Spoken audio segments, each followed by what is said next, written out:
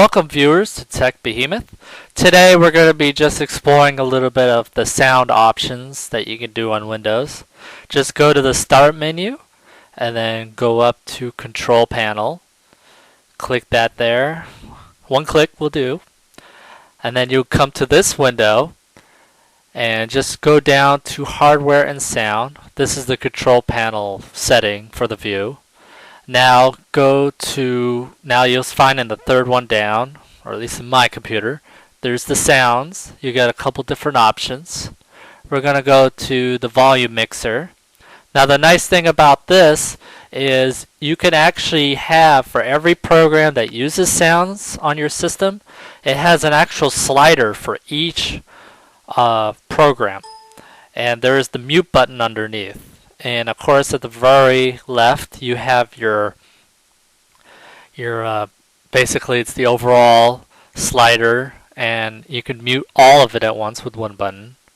I have here a couple of different YouTube pages to kind of show off that you can do a lot with this. Now this first browser I have is the Firefox. It looks a little, pluggish-ish. It doesn't even have an icon, really. Not a game.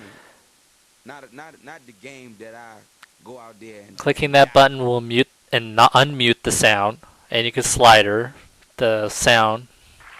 I know we're having some trouble with this. In Internet Explorer, I have another video. And obviously that one's a lot easier to find with a big E. And same thing. I'm just clicking and unclicking the mute button, and it goes on and off. And you can actually control multiple sounds, and you can actually put it on and off. And this is just to give a simple little demo of how everything works here. For the most part, you probably won't be playing around with this too much. I don't even play too much around with it. And don't forget, if you have more than 3 or the length of your window for the mixer, there are more than that. So make sure to slide through that. And if you click, you can actually, there's some other options. There's a sounds options. All these are different sounds on your computer that would like default make sound, like if you get mail or if there's some warning to give you. These are all the sounds there. So if you want to actually play around and put your own sounds, you're more than welcome to here. It's very simple. The only thing is the files have to be .wav, .wave.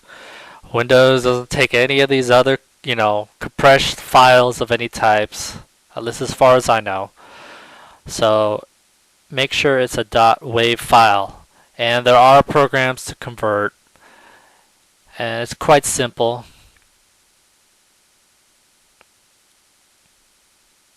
And the last option here is more sounds. As you can see, there's the 3 tabs on top. But for this one, this is playback. You can actually go into your menus and customize, change settings, do testing. It's a little bit of a playthrough. I'm just showing it off. I'm not, going deep into all these options. Usually you wouldn't need to do much with these. Some of them will be very apparent like that with the slider. You can change the how high and low you want the settings to be. You could test, change the different output settings.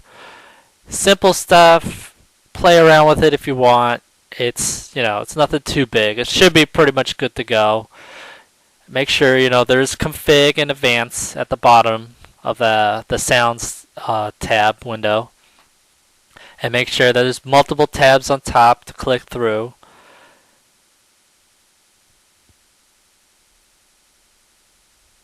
With different computers, there'll be different options. Definitely when you have different window OSs.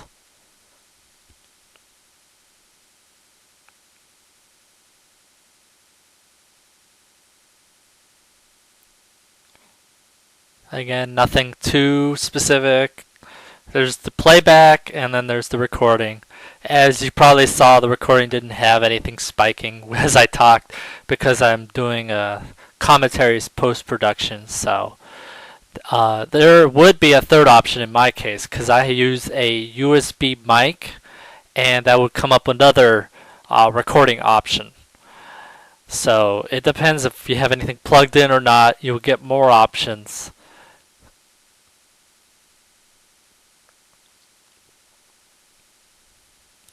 But overall, that pretty much covers all the different features you could do within the sounds of Windows in your control panel.